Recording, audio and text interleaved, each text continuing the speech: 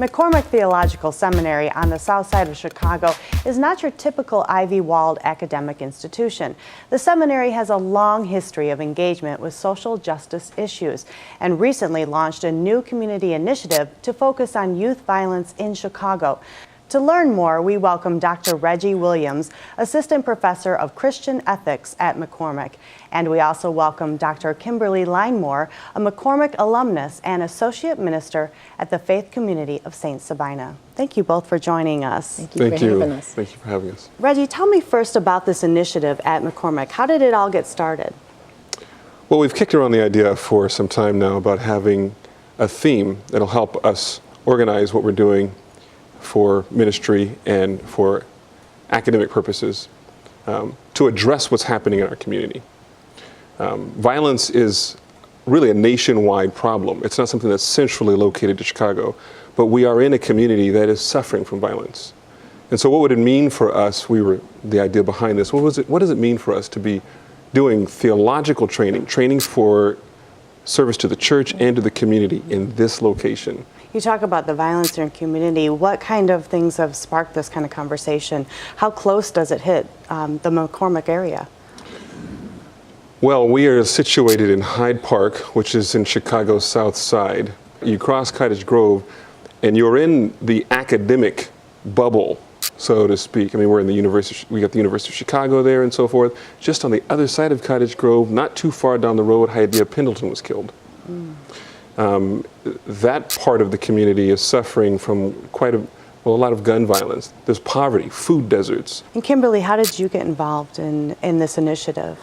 I am a 2009 McCormick alumni from in the DMin program. And so they asked me, because of my involvement with St. Sabina and being the associate minister, and we are highly on the forefront of just trying to tackle the justice or the violence issue. Not only in our community, in our city, and across the world, trying to create models for folks in churches, faith communities to use. How have you been involved in trying to address this issue of violence? Well, my pastor, Reverend Michael Flager, he has been on the forefront, and the last initiative that we have, we do Friday night marches during the summer, but he 3 years ago he started a peace league and brought the gang members together from the different gang factions across in the Auburn Gresham community, brought them together to actually play basketball, and then had Joakim Noah and some other Bulls and Isaiah Thomas and those guys to actually have a conversation with them, asking them, what is it that you need? Why is it that you're shooting each other?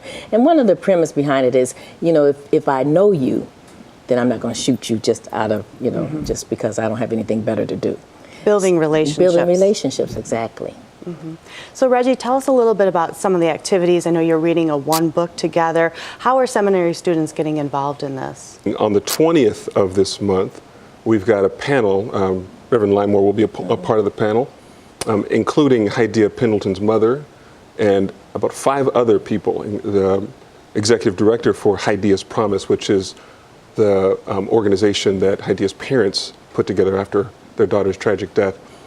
On November the 6th, the author of the book that we are reading as a community will join us. Alex Kotlowitz will join us.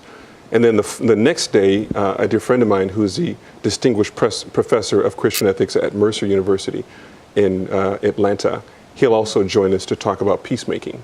The panel discussion on the 20th is called What is this violence?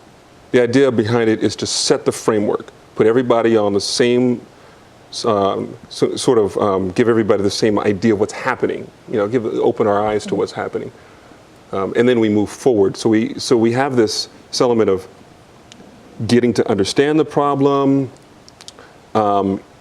looking at groups that are participating in helping to change this, and then an initiative to empower our students to be a part of making a change. And Kimberly, how can we go beyond the conversation, the dialogue, to make real impact, take actions that will make a difference in our community? I think if each faith community, each seminary, any kind of groups could take, even if you take your block, your area, and do something, make a presence. We found that when we march on Friday nights, just that presence of being on the street, calms things down. And so just even if it's a prayer on a street corner that's been riddled with violence, or like I say, just being out there and knowing, I think there's a sense of hopelessness sometimes in the city, and people are just looking for somebody that, give them a smile, give them some information. Where are the resources that we can go? Like Dr. Reggie mentioned about, there's poverty, there's, the lack of education, there's healthcare issues. So there's all these issues that are building up and combined that's leading to this violence. And so how do we really address those? Is it just reaching out to the youth? Do they sometimes feel like they have nowhere to turn? A lot of times, yes. And so at St. Sabina, we also have an employment resource center. We employed over 1,000 youth during the summer, thanks to the different initiatives from the state and the city. And so engaged them in working, had corporate partners where they go and they can work and learn good work ethics, how to dress for work, interviewing skills, all those things, and maybe even learn a skill. Some people have been kept on. Nike has hired several of our youth workers. So giving them that, if there's GED programs, we have GED programs, and so just giving them what they need to succeed. So definitely a great start. And Reggie, you wrote a book as well. Can you tell us a little bit about that and the parallels between what you're doing now with McCormick? Well, the book is titled Bonhoeffer's Black Jesus, Harlem Renaissance Theology and an Ethic of Resistance. It focuses on the time in Dietrich Bonhoeffer's life. Dietrich Bonhoeffer was a pastor, theologian. There's a number of books written about him now. He was killed by the Nazis in 1945, hung in Flossenburg concentration camp. Well, he was prototypical Aryan who decided to, as he argued, join in solidarity with the oppressed and the marginalized. And he gained this perspective, many people argue, and I'm one of them in this book, that he gained this perspective by time spent in Harlem. During the Great Depression, Harlem, black neighborhood, he was attending an African-American church.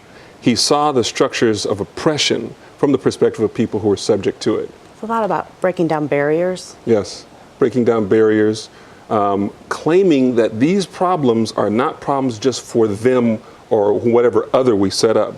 These are problems that Christians should participate in. What does it mean to learn about faithfulness to Christ within the communities that are suffering? Now, Reggie, you have 2 teenage children? Correct. So how do you talk to them about youth violence? Are you worried about their safety?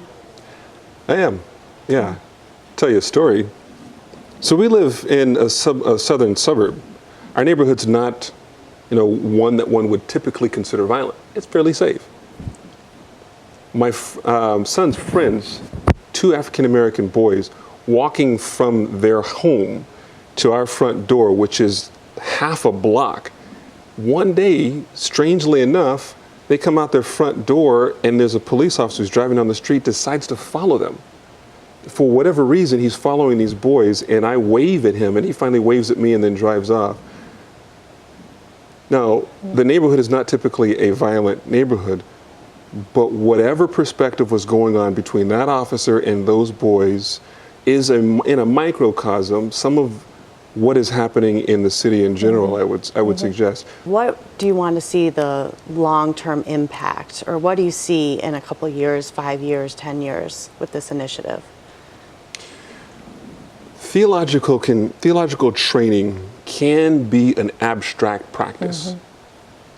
It can be something that allows us to think about how people talk about God, to learn some Bible, even learn some ethics, all in the abstract, all in a way that doesn't help us to engage society.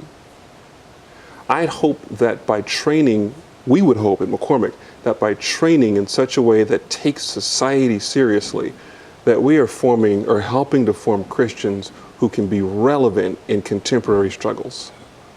Thank you both, Reggie and Kimberly, for joining us and sharing more about this initiative and what we can do to address youth violence in the city of Chicago. Thank you both. Thank you for having us. I'm Anne Marie Gerhardt for Different Drummers and the Greater Chicago Broadcast Ministries. Keep the faith.